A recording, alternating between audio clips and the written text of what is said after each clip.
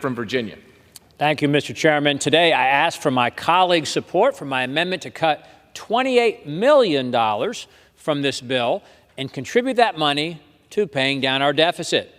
My amendment takes the funds from the allocation to minority AIDS prevention. The targeted $28 million is actually a small fraction of what Americans pay in research and prevention of AIDS. According to HIV.gov, we spend $28 billion, 1,000 times this targeted amount, on the domestic response to HIV/AIDS this year. The government approach to tackling HIV/AIDS encompasses 5 agencies and countless offices within those agencies. Our Housing and Urban Development Department, our Justice Department, our Defense Department, might surprise folks to know that all of them spent money to combat AIDS last year. In fact, there's at least a dozen programs focused on AIDS, and the more you look into it, the more it represents the typical bloated, ineffective government spending.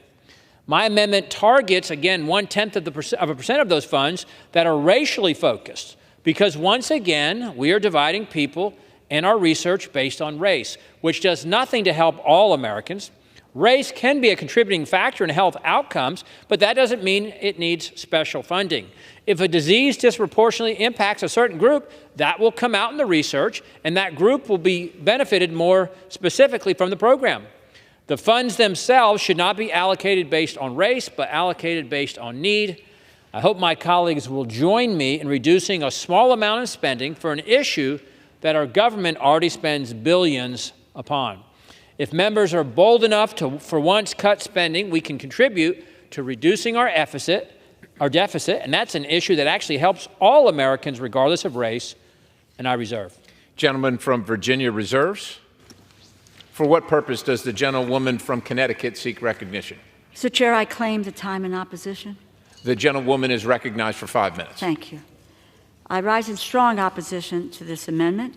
This amendment would cut $28 million from the Department of Health and Human Services for the purposes of eliminating the Minority HIV/AIDS Prevention Initiative.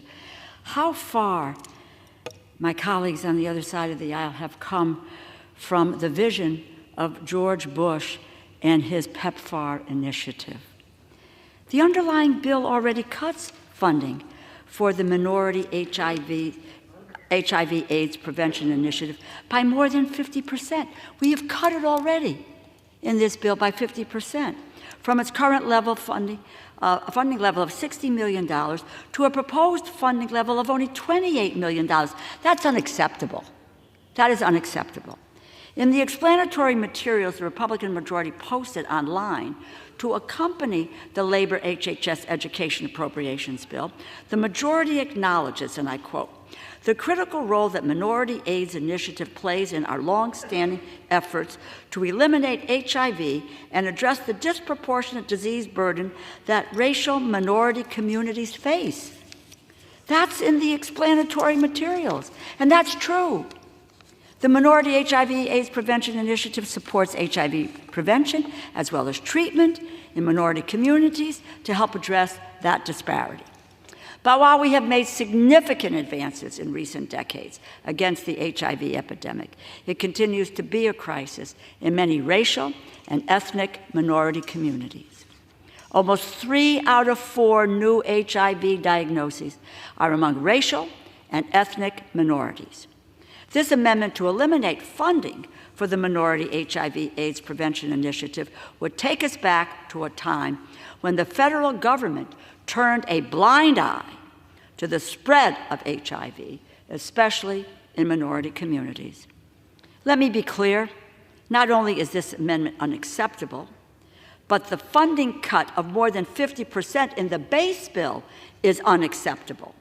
When we go to conference with the Senate, after this House bill goes up in flames, I will ensure that these disastrous funding cuts are not included in the final bill.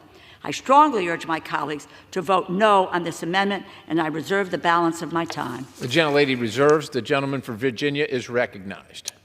Mr. Chair, I'd reiterate there's over a dozen agencies that focus on this issue, and this amendment reduces by 0.1% the amount that is allocated towards AIDS research and prevention in our country today, and this is the portion that is race-based, which, of course, my friends across the aisle cannot tolerate any reduction or elimination of any program that is race-based because their policies seek to divide the country. This $28 million may seem like a drop in the bucket from what does need to be cut from our federal spending, but this is a start. And so I urge my colleagues to support ensuring funding allocation that's based on need, not based on race, and to vote in favor of this amendment. And I reserve. Gentleman reserves. The gentlelady from Connecticut is recognized.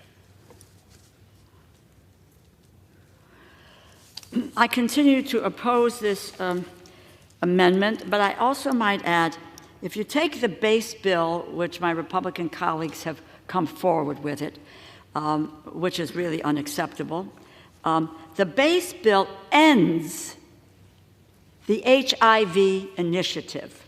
Let me just say this. These are programs that have been eliminated. It eliminates the HIV initiative here. So, and what this bill would further cut the opportunity for treating AIDS in the minority community. What is going on here? That we have not moving toward ending the HIV epidemic? We are close to it, which is why we dealt with this initiative on a bipartisan basis over the last 4 years. This, once again, is my colleagues turning their backs on saving people's lives. What more important effort should we be involved in this Congress? I oppose this amendment and I yield back. The gentlelady yields. The gentleman from Virginia is recognized. Thank you, Mr. Chairman. We had the opportunity today to stop treating people differently based on race and to cut our spending together in one amendment. And I urge passage of it, and I support of it, and I yield back. Gentleman yields.